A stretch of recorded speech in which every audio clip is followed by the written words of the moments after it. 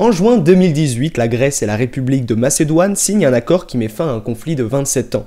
Dorénavant, la République de Macédoine s'appellera République de Macédoine du Nord. Ce changement peut paraître anodin, mais il est pourtant chargé de sens, car plus qu'un nom, les deux pays se disputent un héritage historique qui doit beaucoup à Alexandre le Grand.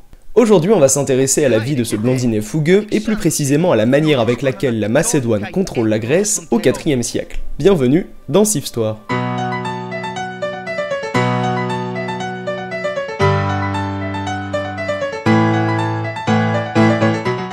Dans Civilisation 5, Alexandre le Grand a un bonus intitulé Ligue hellénique qui double l'influence reçue auprès des cités-États et diminue de moitié l'influence perdue. Alexandre est présenté comme un diplomate, et pour comprendre pourquoi, intéressons-nous à son histoire.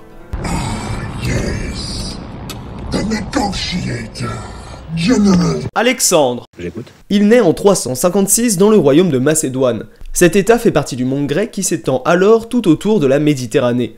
Les premiers Grecs viennent de la Grèce continentale, mais dès le 8e siècle, ils s'installent sur de nouvelles terres. Au 4e siècle, ils sont ainsi présents en Italie du Sud, en Sicile, en Asie mineure, en Gaule, en Ibérie, sur les bords de la mer Noire et même en Égypte. Les Grecs vivent pour la plupart dans des cités-États dont les plus importantes pour notre période sont Athènes, Sparte, Thèbes et Corinthe. Les relations entre cités-États sont très conflictuelles, elles passent en moyenne 2/3 de leur temps en guerre et la paix n'est jamais définitive. Depuis le 5e siècle, les cités s'affrontent dans des guerres pour s'imposer comme autorité unique dans le monde grec, avec de temps en temps des interventions de l'empire achéménide qui veut prendre le contrôle de la région. Athènes, Sparte et Thèbes luttent pour cette position sans réussir à s'imposer définitivement, et en 357, alors qu'aucune de ces trois cités ne parvient à s'imposer, un nouvel acteur entre en jeu.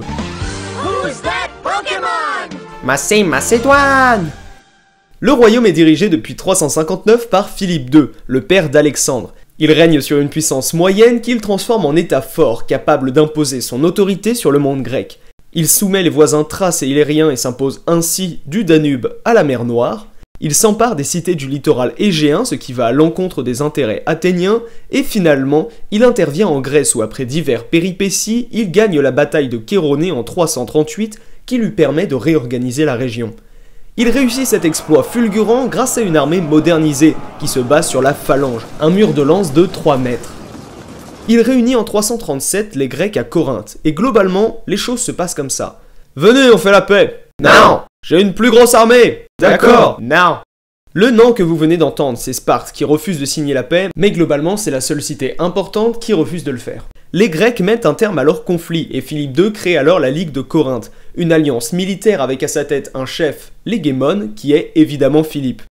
Le but de l'alliance est de vaincre l'empire perse qui contrôle les cités grecques d'Asie et a déjà essayé de conquérir la Grèce continentale à 2 reprises au début du 5e siècle. Mais elle permet surtout à la Macédoine de contrôler directement toutes ces cités-États. Le système de ligue n'est pas une invention. Athènes avait créé en 479 la Ligue de Délos qui réunissait des cités maritimes dans le même but de lutter contre les Perses. Depuis le début de la vidéo, je n'ai pas encore parlé d'Alexandre, et ce pour une raison extrêmement simple, il va surtout hériter des créations de son père. En 336, à la mort de Philippe, il s'impose sur le trône et continue la politique de son prédécesseur. Il soumet les Thraces qui se sont révoltés lors de la succession, puis se rend en Grèce pour affronter les Thébains qui se sont soulevés car des rumeurs couraient qu'Alexandre était mort contre les Thraces. La cité de Thèbes est rasée en 335. 6000 hommes meurent lors des affrontements et les 30 000 habitants sont réduits en esclavage. Cette mesure violente permet d'assurer la fidélité des Grecs en leur faisant comprendre que leur rébellion signera leur fin. Mais la violence ne permet pas d'assurer une domination éternelle, et pour garder les Grecs dans la Ligue de Corinthe, Alexandre doit la rendre utile en réalisant ce pourquoi elle existe, détruire l'Empire perse. En 334, Alexandre traverse donc le détroit de l'Hellespont et arrive sur le territoire perse. Il va passer les 12 dernières années de sa vie à conquérir un espace immense qui lui permet d'être encore de nos jours un des plus grands conquérants qui n'a jamais existé. Mentoi?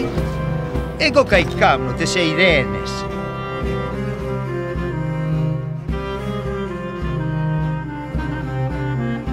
Merci beaucoup d'avoir regardé cette vidéo. N'hésite pas à me faire savoir si elle t'a plu en utilisant tous les moyens qui sont à ta disposition.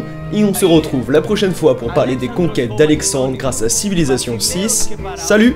Χωαεσέτος στρατεγός τες Ελλάδος, αρού ακέκουας περιμού.